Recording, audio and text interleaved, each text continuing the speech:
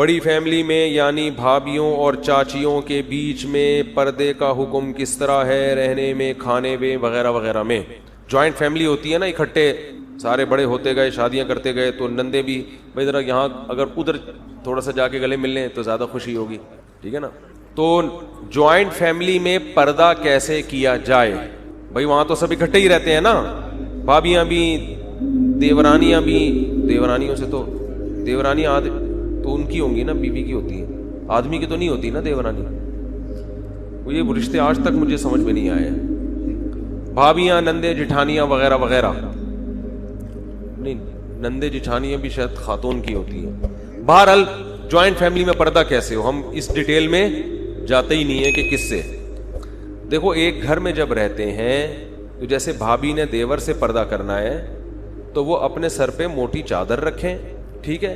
جب دیور کا گزر ہو تو دیور کو چاہیے تھوڑا سا کھنکھار لے، ایسے کر دے، اپنے آنے کی اطلاع دے دے، اچانک چھاپے نہ مارے، ایک دم چنگیز خان کی طرح گھستا ہوا آ رہا ہے، تھوڑا سا آنے کی اطلاع دے، دروازہ نوک کر لے، یا وہ بھابی کو اندازہ ہو جائے گا بھئی دیور آ رہا ہے، تو وہ چادر جو سر پر پڑی ہوئی ہے وہ تھوڑی سی آگے کر لیں، چہرے کے آگے کر لیں، یہ صاحب گزر جائیں، ٹھیک ہے؟ کھانا پکا رہی ہیں کچن میں، آپ کچن میں جا رہے ہو، بھابی موجود ہیں کچن میں، تو آپ تھوڑا سا کھنکار کے چلے جائیں، وہ تھوڑا سا سائڈ پہ ہو جائے گی، آپ نے جو اپنا کپ وپ دھونا ہے، نسوار پھینکنی ہے یا پان کی پیک پھینکنی ہے، جو بھی کرنا ہوتا ہے، گٹکا نکالنا ہے وہ آپ نکالیں، آپ تمیز سے آ جائیں۔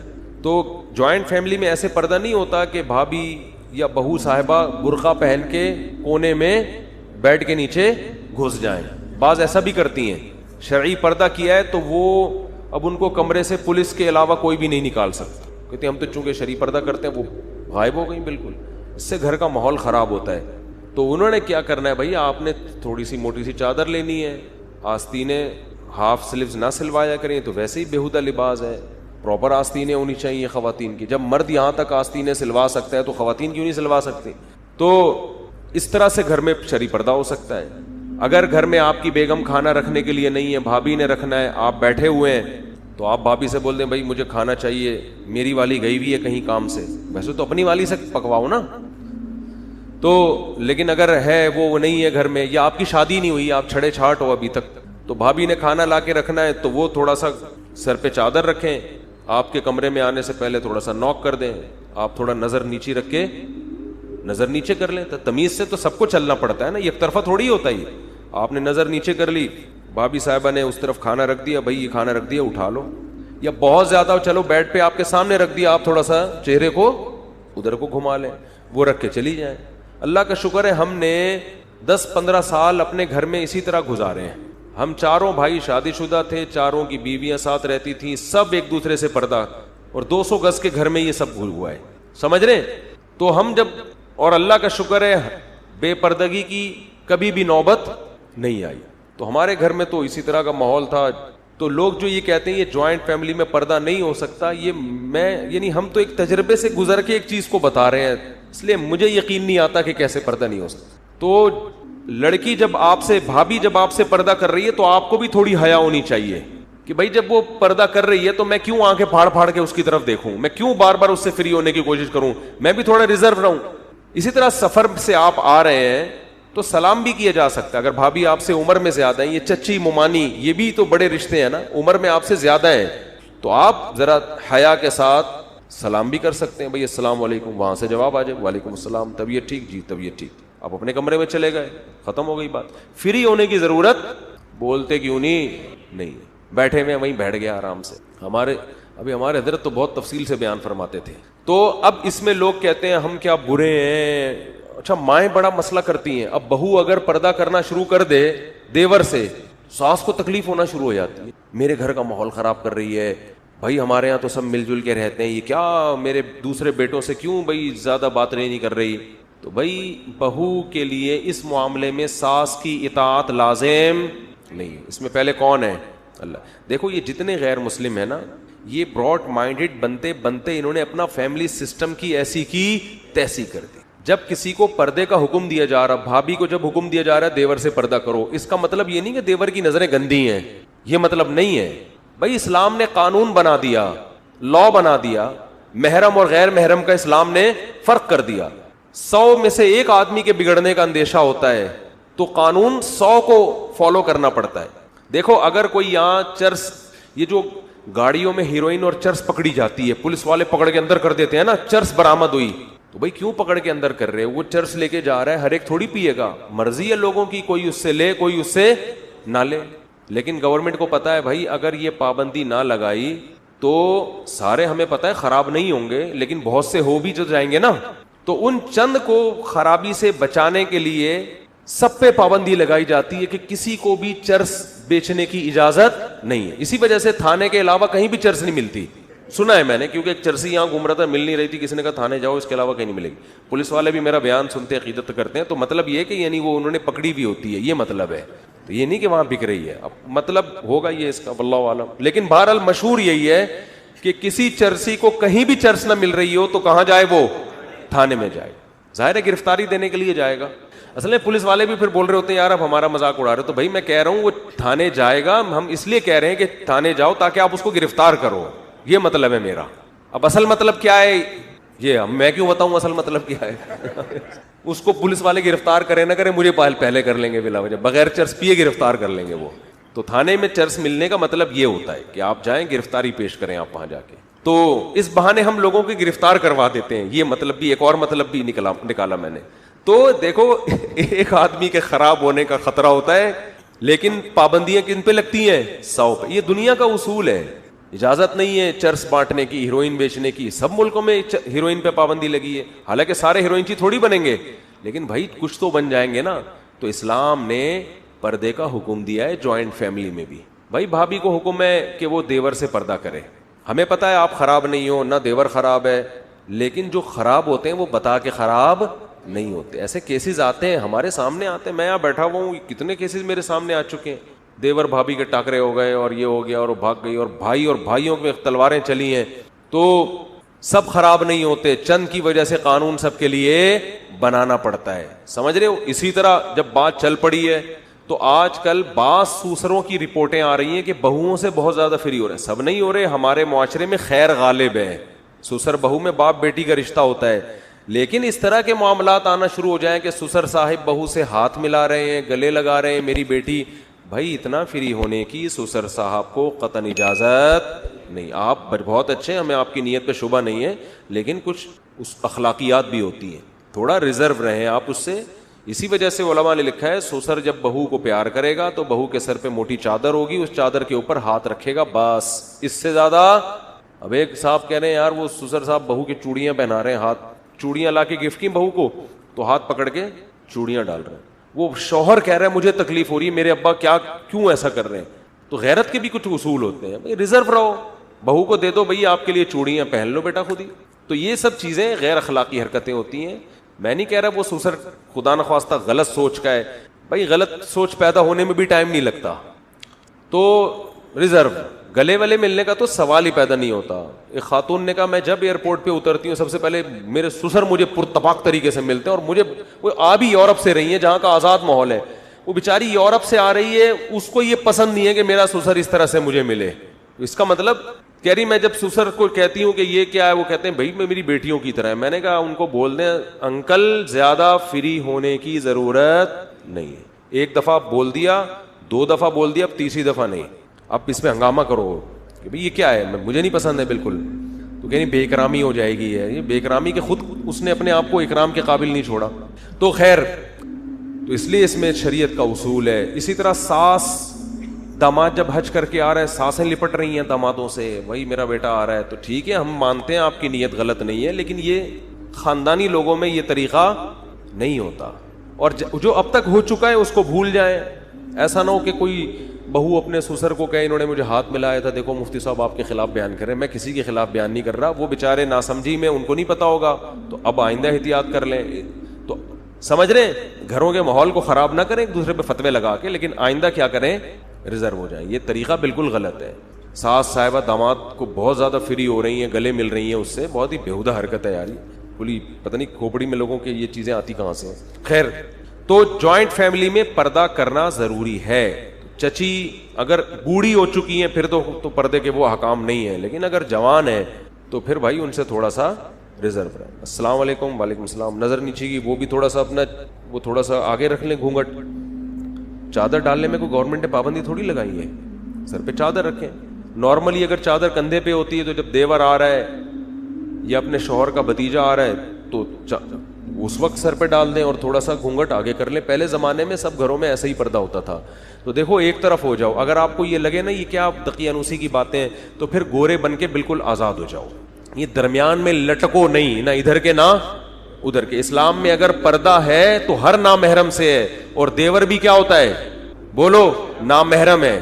شوہر کا بھتیجا بھی کیا ہے, نامحرم. جب آپ کی کسی میاں سے شادی ہوتی ہے تو اس کا ابا اور اس کی اماں تو آپ کے ابا اماں بنتے ہیں, دادا دادی بھی بن جاتے ہیں.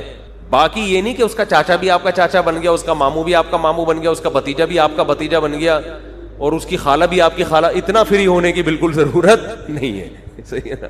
بیگم کی خالہ آ رہی ہیں تو میرا ان سے کیا پردہ بھائی, وہ آپ کی بیگم کی خالہ ہے, وہ آپ کی خالہ نہیں ہے. بیگم کے جو خاتون کہتی ہے میرے شوہر کے ماموں آ رہے ہیں تو میرا ان سے کیا پردہ بھائی, آپ کے شوہر کے ماموں آپ کے ماموں نہیں ہے. تھوڑا اکرام کر لیں, میاں کے ماموں ہیں, لیکن پردہ آپ کو کرنا پڑے گا. دیکھو اسی وجہ سے ہمارے گھروں میں پاکیزگی ہے, وہ کچھ نہیں ہے جو غیر مسلموں کے گھروں میں ہوتا ہے. یہ اوپر سے بڑا مسئلہ اچھا لگتا ہے, جب آپ جائیں ان کے گھروں میں دیکھیں لبرل لوگوں کے گھروں میں کیا کچھ ہو رہا ہے. سب کی بات نہیں کر رہا بھائی, آپ کسی پہ الزام نہیں لگا رہا میں, لیکن بہت شک ہیں, وسوسے ہیں, پتہ نہیں کیا ہو رہا ہے, یہ اس سے کیوں فری ہو رہی ہے, کیوں. یہ سب چیزوں کو اسلام نے جڑ سے ختم کر دیا, پاکیزہ ماحول بنا دیا ہے. تمہارے لیے تمہاری بیوی ہے, اس سے دل بہلاؤ, اس سے دل لگی کی باتیں کرو, جتنا فری ہو. نہ صرف یہ کہ پابندی نہیں ہے بلکہ اللہ اور زیادہ خوش ہوگا. اپنی بیگم کو ٹائم دے رہا ہے, فری ہو رہا ہے. بیگم کے علاوہ کسی کو آنکھ اٹھا کے بھی دیکھنے کی اجازت نہیں ہے, ٹکٹکی باندھ کے بھی دیکھنے کی اجازت نہیں ہے, کیونکہ بہت سے لوگ کہتے ہیں ہم آنکھ اٹھا کے نہیں دیکھتے, ٹکٹکی باندھ کے دیکھتے ہیں. ٹھیک ہے, اس کو دیکھو ہی نہیں, وہ تمہارے لیے پتھر ہے, مردہ ہے. سمجھتے ہو کہ نہیں سمجھتے؟ اور میں جو کرن ناز کو دیکھ رہا تھا, میں نہیں دیکھ رہا تھا, میں مونچھوں والے کالے کلوٹے آدمی کو دیکھ رہا تھا. کرن ناز فون کے دوسرے اس طرف تھی, مجھے نہیں پتا تھا اس نے کیا پہنا ہوا ہے. برقع پہنا ہوا ہے, شامیانہ پہنا ہوا ہے, شٹل کاک والا برقع پہنا ہوا ہے, مجھے نہیں پتا تھا. تو مجھ پہ الزام نہ لگاؤ کہ مفتی صاحب اس کو بولو کہ سر پہ چادر, تو مجھے کیا پتا اس کے سر پہ چادر ہے یا نہیں ہے.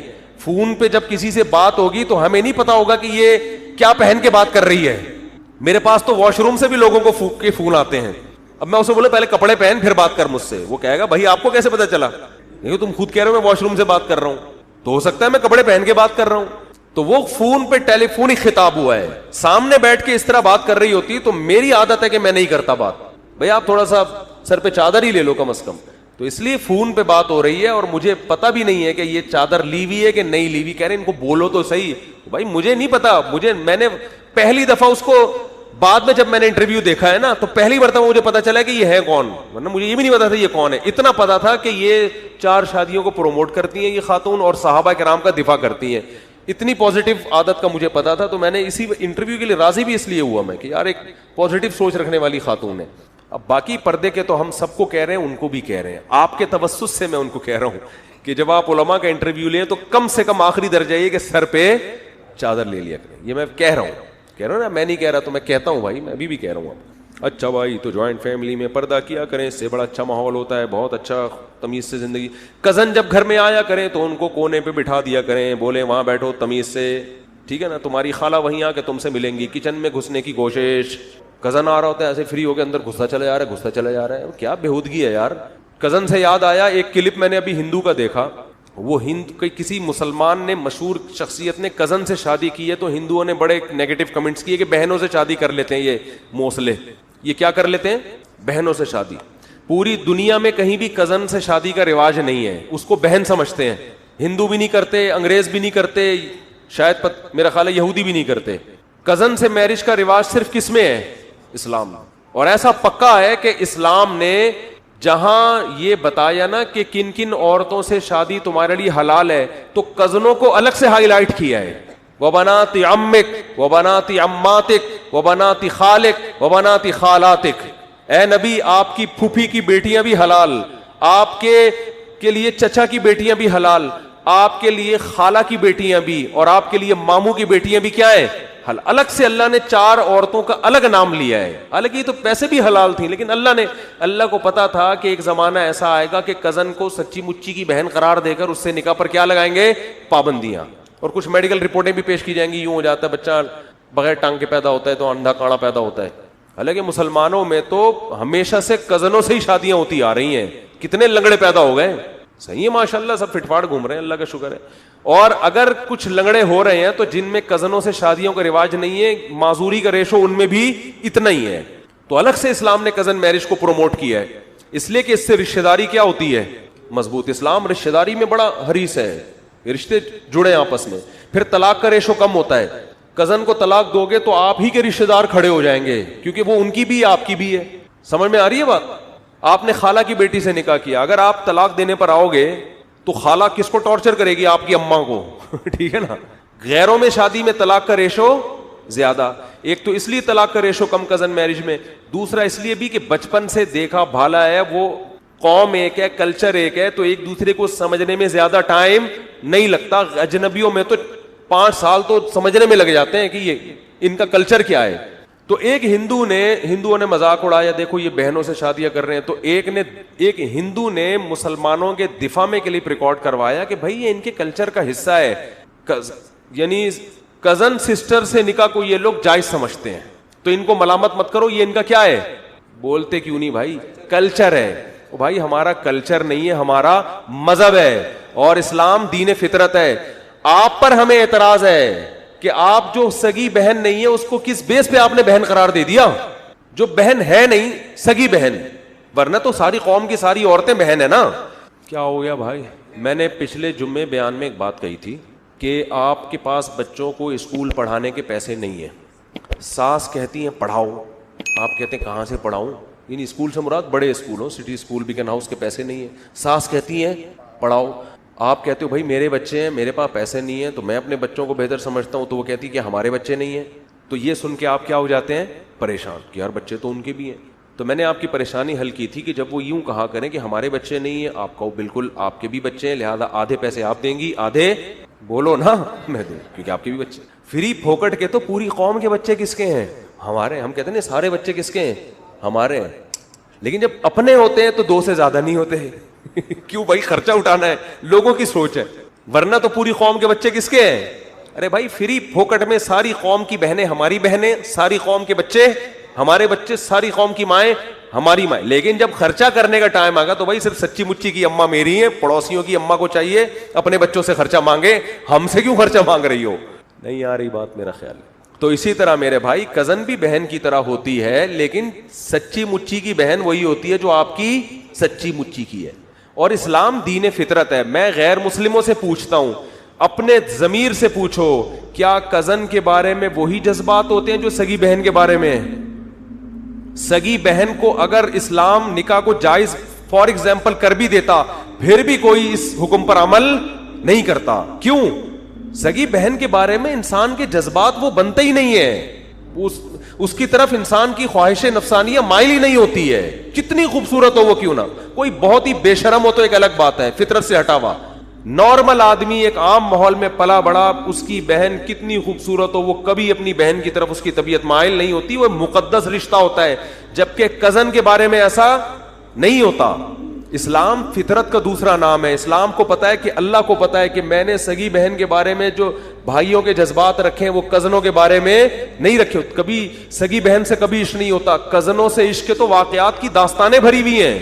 کتنے واقعات ہیں, کزن پہ عاشق ہو گیا, کزن پہ صبح شام ہوتا رہتا ہے, جبکہ بہن پر کوئی عاشق نہیں ہوتا. یہ اللہ یہ کہ کوئی ہوئی حیوانیت درندگی پر اتر آیا ہو.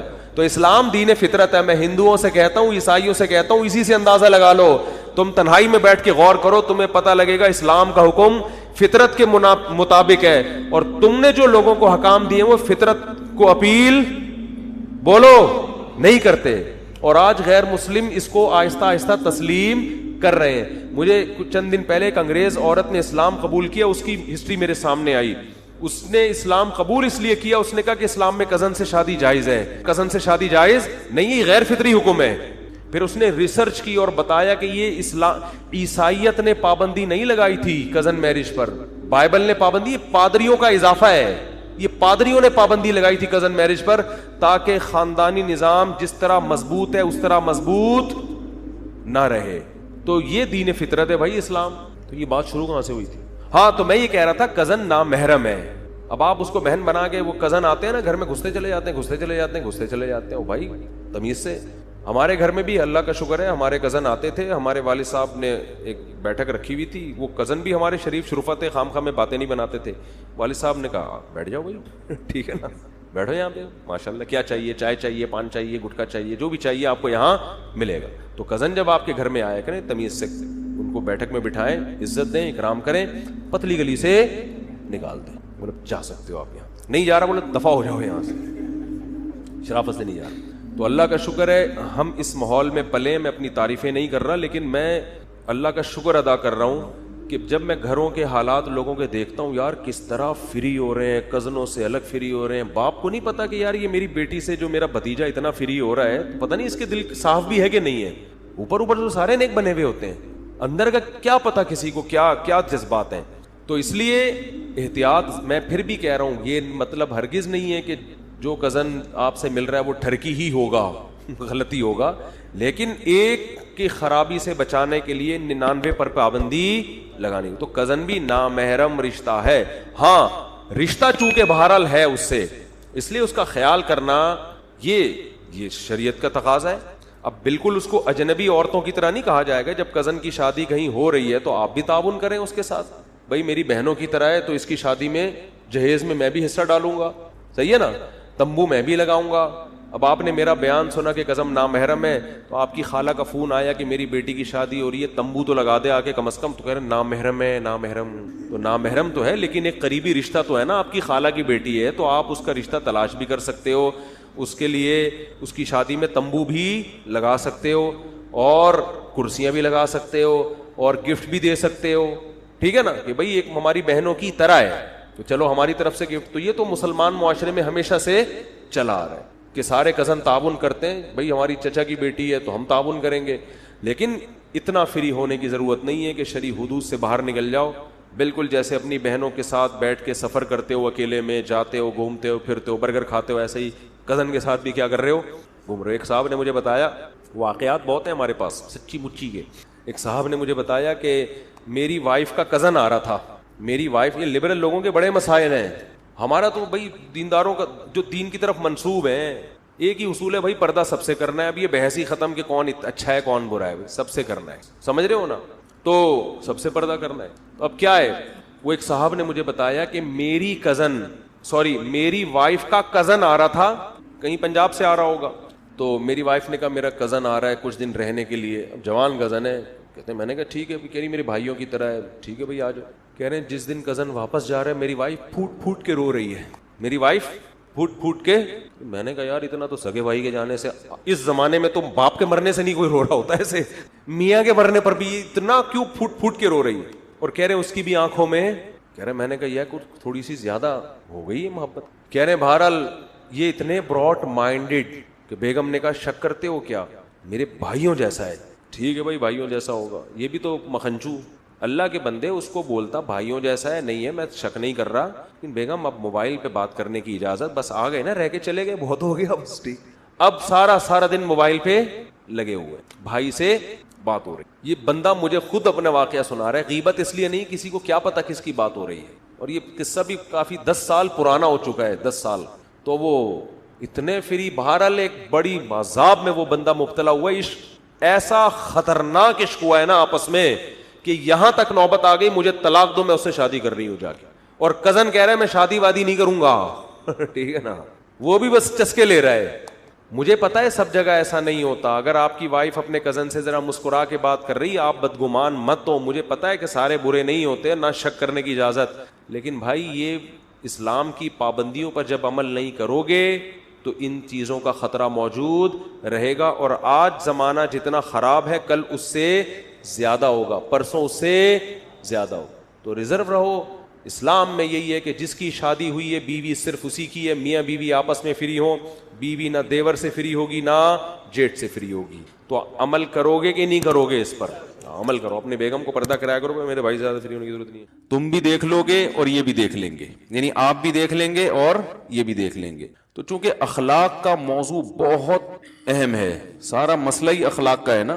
تمیز آ جائے, جو چیز مارکیٹ میں سب سے زیادہ شارٹ ہے وہ کیا ہے؟ تمیز. تمیز سے بات کرنا آ جائے, تمیز سے سوچنا آ جائے. جلد بازی, کسی کی بات پہ فوراً فتوے لگانا.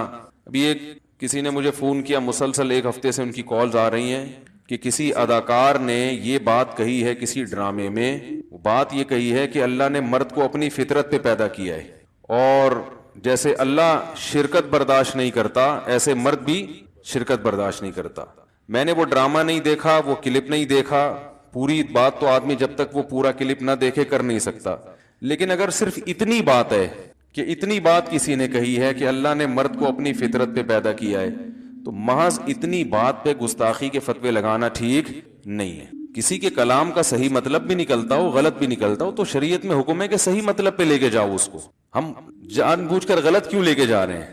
تو یہاں فطرت جو ہے نا, کسی کی جو ذاتی صفت ہوتی ہے اس کو بھی فطرت کہا جاتا ہے. کہتے ہیں اس سے تو بائی نیچر ایسا ہے. تو اللہ کی فطرت ہے, وہ شرکت برداشت نہیں کرتا, یعنی اس کی ذاتی صفت ہے. اور یہ جو کہا کہ مرد کو اپنی فطرت پہ پیدا کیا, تو گویا مرد کو اللہ کے ساتھ شریک کر دیا. بھائی آگے مثال سے بات بتائی جا رہی ہے کہ ہر وصف میں شرکت مراد نہیں ہے, صرف اس میں اللہ کے ساتھ تشبیہ دی جا رہی ہے کہ جیسے اللہ تعالیٰ میں غیرت بہت ہے, وہ سب کچھ نافرمانی برداشت کر لیتا ہے, شرکت برداشت نہیں کرتا, تو مرد بھی بیوی کی بد زبانی نافرمانی یہ برداشت کر لیتا ہے. کسی دوسرے سے وہ اس کا ایسا ریلیشن جیسے شوہر سے ہوتا ہے, یہ مرد برداشت نہیں کرتا. اس میں کوئی اتنی بڑی خرابی نہیں ہے کہ فوراً فتوے ٹھوکنا شروع کر دیں, ہم لوگ فتوے لگانا شروع کر دیں. باقی اور کوئی بے احتیاطی والا کلام کیا تو میں اس سے بری ہوں, مجھے معلوم نہیں ہے. میں تو صرف, ہمیں کسی اداکار کی حمایت تھوڑی کرنی ہے, ہمیں تو اصول اور ضابطے بیان کرنے کہ اگر صرف اتنی بات ہے تو یہ گستاخی کی بات نہیں ہے. حدیث میں آتا ہے تخلقوا باخلاق اللہ, اللہ کے اخلاق اختیار کرو.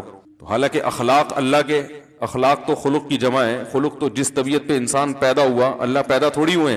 تو اگر آپ غلط گھسیٹنا چاہیں کسی کی بات کو تو گھسیٹتے چلے جائیں, 10 چیزیں نکال لیں گے. صحیح بات بھی کوئی کر رہا ہوگا نا, اس کو بھی غلط لے جا سکتے ہو. تو اخلاق کا مطلب کیا ہے کہ اللہ تعالیٰ جواد ہے, کریم ہے, معاف کرنے والا, تو یہ صفات اپناؤ. حدیث میں آتا ہے ان اللہ جمیل یحب الجمال, اللہ جمیل ہے تو تمہیں بھی جمیل دیکھنا چاہتا ہے. تو کیا مطلب, آپ نے اللہ کو بھی جمیل کہہ دیا, مخلوق کو بھی جمیل بننے کی ترغیب دی. کیا مخلوق اللہ جیسا بن سکتی ہے؟ بھائی صفت جمال میں بتایا جا رہا ہے کہ, تھوڑی سی آواز آہستہ کریں, صفت جمال میں بتایا جا رہا ہے کہ اللہ جیسا بنو. اور جمال کی صفت میں بھی اتنی صفت نہیں آئے گی جتنی اللہ میں. اللہ کے جمال کی تو کوئی انتہا ہے ہی نہیں. تو یہاں بھی اللہ جب شرکت برداشت نہیں کرتا, وہ غیرت تو بہت اعلیٰ درجے کی ہے, مخلوق اس کے برابر نہیں پہنچ سکتی. تو غیرت میں تشبیہ دی جا رہی ہے, اور وہ تشبیہ بھی صرف غیرت میں دی جا رہی ہے, غیرت کی کوانٹٹی یا کوالٹی میں نہیں دی جا رہی ہے. میں مدرسے کے طلبہ کو یہ بات سمجھا رہا تھا کہ آج کل ہم الفاظ کو پکڑ کے فتویٰ بہت جلدی لگا دیتے ہیں. تو طلبہ کہنے لگے اس طرح تو گستاخیاں پھیلیں گی. اس طرح کیا پھیلے گا؟ کوئی بھی اٹھ کے کچھ بھی بولے گا. تو میں نے کہا کوئی بھی اٹھ کے کچھ بھی بولنا یہ پابندی ہے نا, اسلام اس کو پسند نہیں کرتا نا, کوئی بھی اٹھ کے کچھ بھی بول دے. تو جب کوئی شخص ایسے الفاظ کہہ رہا ہے جس کا اچھا مطلب بھی برا مطلب بھی, تو کوئی بھی اٹھ کے کچھ بھی بول کے اس کو گستاخ کہہ دے, یہ بھی تو برا عمل ہے کہ نہیں ہے؟ ایسے تو کوئی بھی اٹھ کے کچھ کسی پہ بھی گستاخی کا فتویٰ بولو بھائی فوراً لگا دے گا.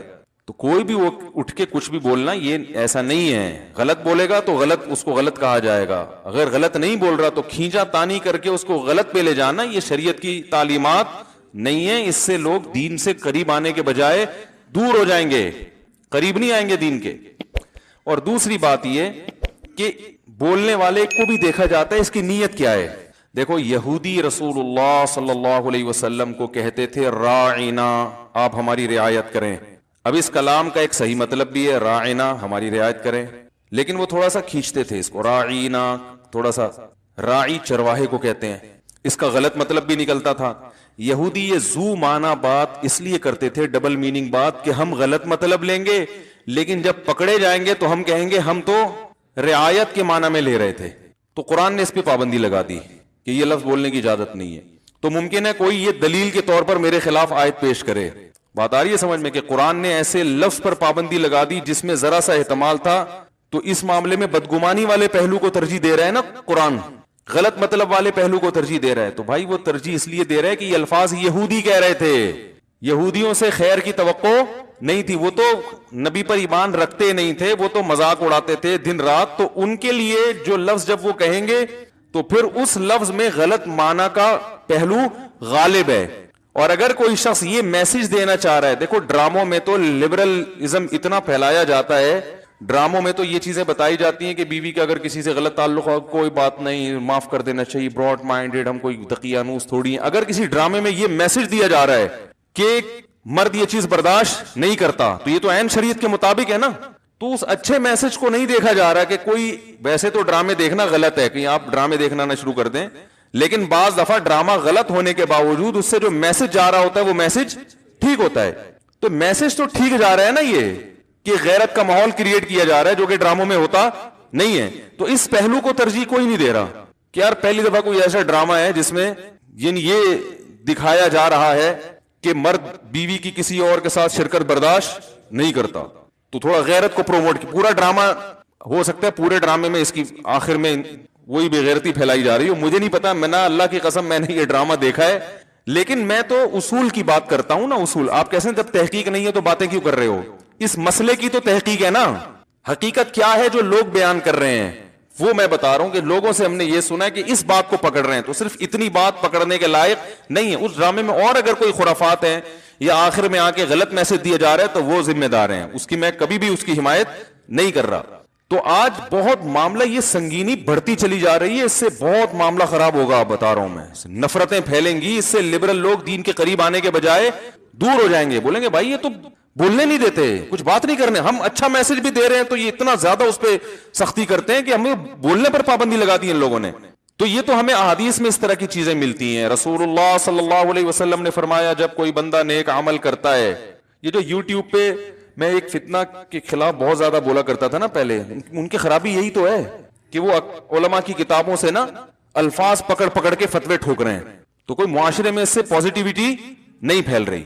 اب جس مسلک کے عالم کے خلاف فضول بکواسات کی, وہ مسلک والے اپنے عالم کا دفاع کر رہے ہیں. بھائی یہ چیز ہی غلط ہے. ایک عالم اگر عالم دین ہونا ثابت ہو گیا, نیک ہونا ثابت ہو گیا, تو اس کی الفاظ کا صحیح مطلب بھی نکلتا ہے, غلط تو کس پہ محمول کریں گے.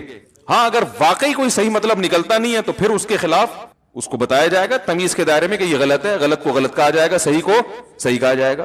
تو آج یہ بہت ہو رہا ہے. تو رسول اللہ صلی اللہ علیہ وسلم نے کیا فرمایا, جب کوئی بندہ نوافل کی کثرت کرتا ہے, نیک اعمال کی کثرت کرتا ہے, تو آپ صلی اللہ علیہ وسلم نے فرمایا اللہ اس کا ہاتھ بن جاتے ہیں جس سے وہ پکڑتا ہے, اللہ اس کی آنکھیں بن جاتے ہیں جس سے وہ دیکھتا ہے. اب ہم اس دور میں اگر آج کوئی ایسی یہ حدیث اگر ہمارے سامنے نہ ہوتی اور کوئی بزرگ سمجھانے کے لیے یہ مثال دے دیتے, اور یہ مثال بالفرض حدیث میں نہ ہوتی, اس دور کے کوئی بزرگ یہ مثال دے دیتے, بھائی جو آدمی نیکی کرتا ہے تو اللہ اس کا ہاتھ بن جاتا ہے, اللہ اس کے پاؤں بن جاتا ہے, اللہ اس کی آنکھیں بن جاتا ہے, فتوے لگتے کہ نہیں لگتے؟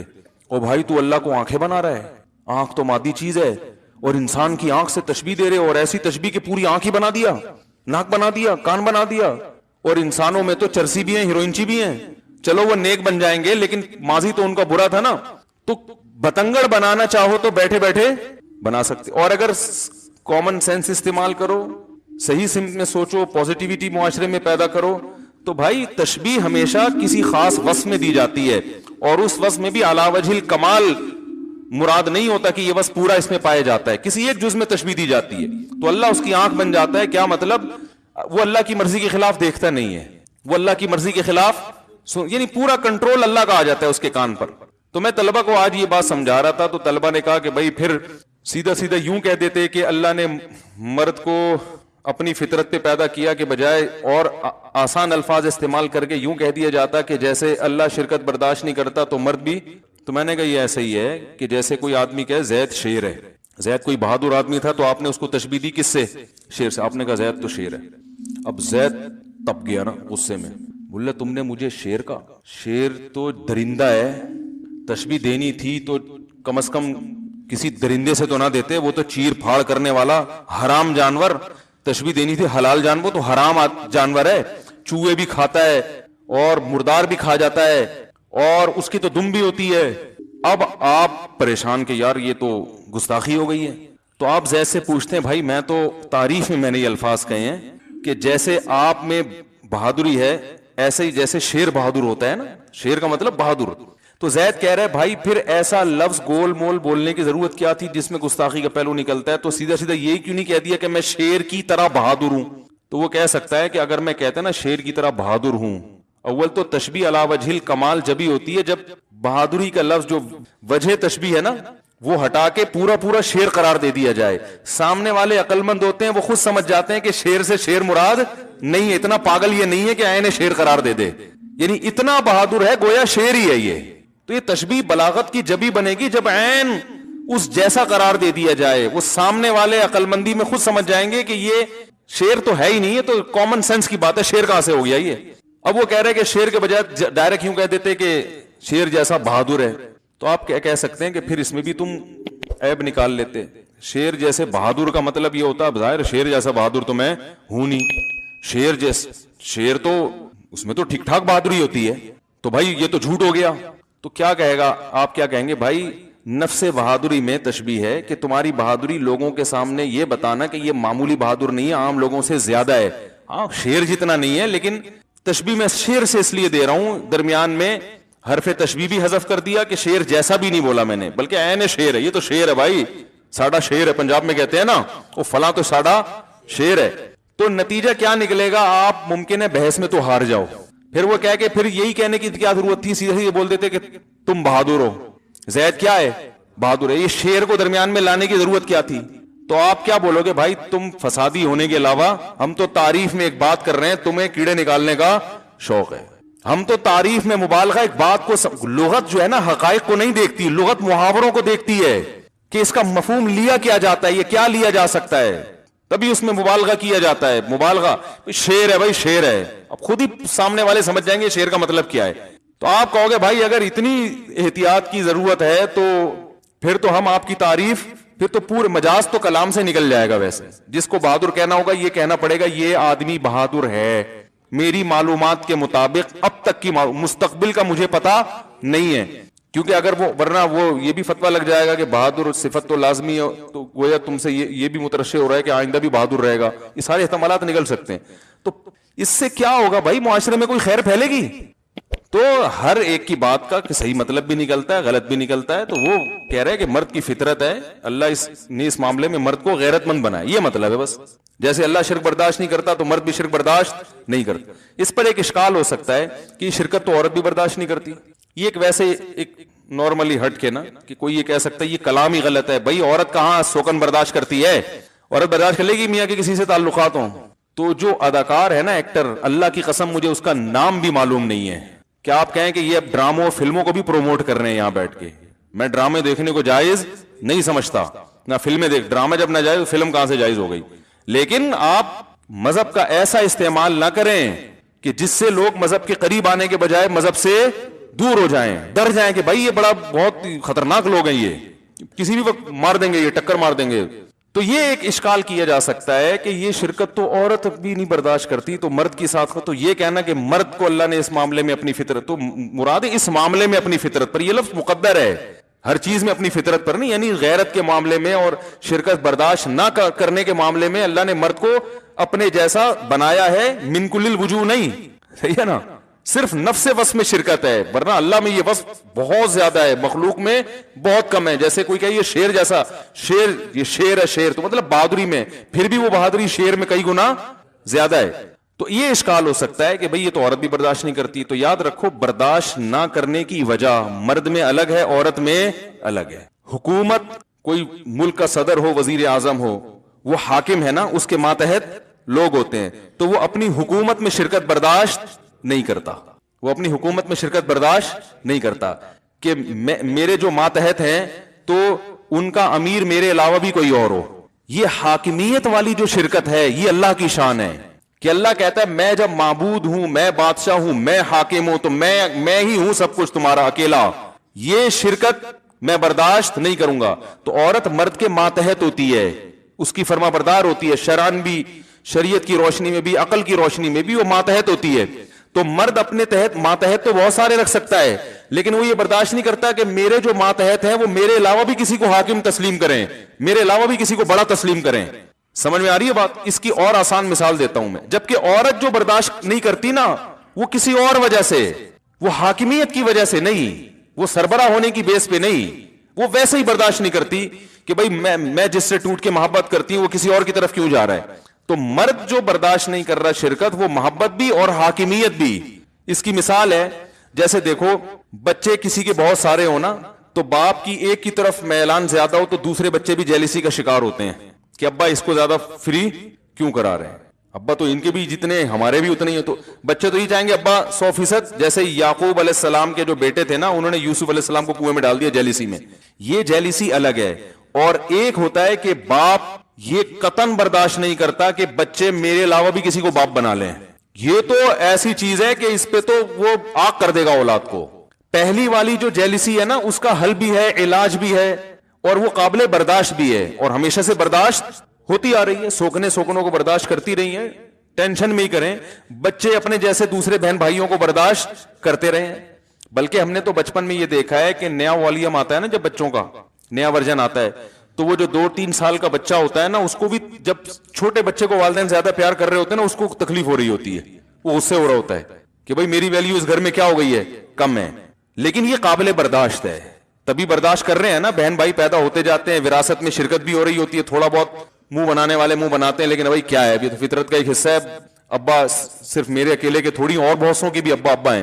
لیکن باپ یہ برداشت کر لے کہ میرے جیسا ایک اور ابا اس گھر میں آ جائے، وہ گھر میں تالا ڈال کے چلا جائے گا. تو عورت کا بھی سوکن برداشت کرنا یہ تکلیف ہوتی ہے، اس کو غیرت آتی ہے اس پہ. لیکن یہ غیرت اس نوعیت کی نہیں ہے. مرد جو ہے نا، وہ اپنی بیوی میں شرکت برداشت کر لے کہ میری بیوی جیسا اس کا میرے سے تعلق ہے، یہ والی محبت جو شوہروں کے ساتھ ہوتی ہے کسی اور کے ساتھ شیئر کرے، یہ قابل برداشت نہیں ہے. یہ اگر کوئی مرد برداشت کر لے تو وہ غیرت ہی نہیں ہے اس میں.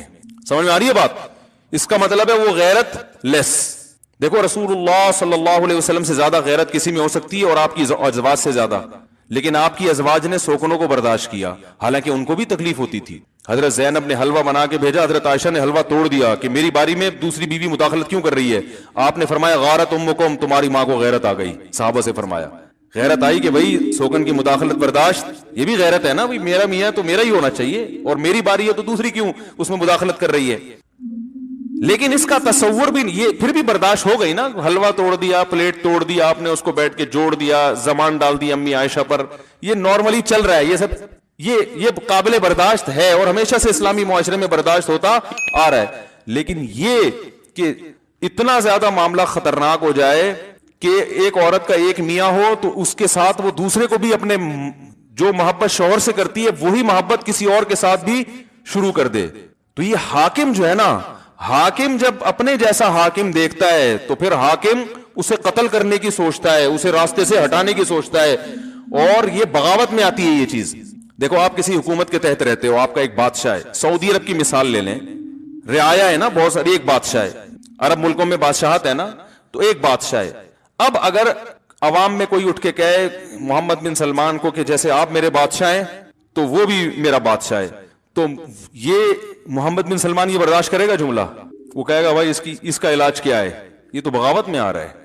ایسا ہی ہوتا ہے نا، تو بغاوت کا کیس چل جاتا ہے. تو میں نہیں کہہ رہا بیوی کو بغاوت میں مار دیں آپ، لیکن صرف تشبیہ دے رہا ہوں کہ یہ ناقابل برداشت ہے. سمجھنے کے نہیں سمجھ رہے. تو اسی وجہ سے مرد کو اللہ نے زیادہ شادیوں کی اجازت دی، عورت کو اجازت نہیں، کیونکہ مرد کیا ہوتا ہے؟ حاکم، امیر، سربراہ.